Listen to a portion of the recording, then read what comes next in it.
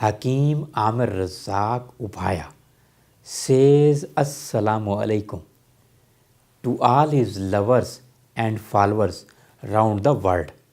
As my followers know that I have uploaded a number of lectures on health, Tibb Nabawi, poetry of Allama Iqbal with Quran translation, general knowledge, motivational lectures in English and Urdu.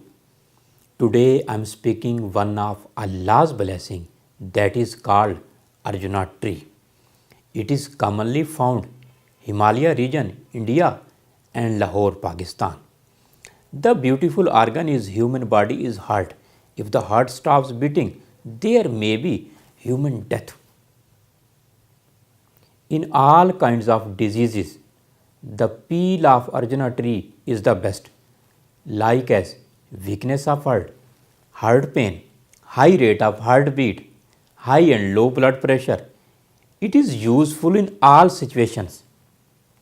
Its dose is 3 gram and in liquid form a patient can take up to 25 gram, whose regular use make the blood thin, and above all it protects us from heart attack.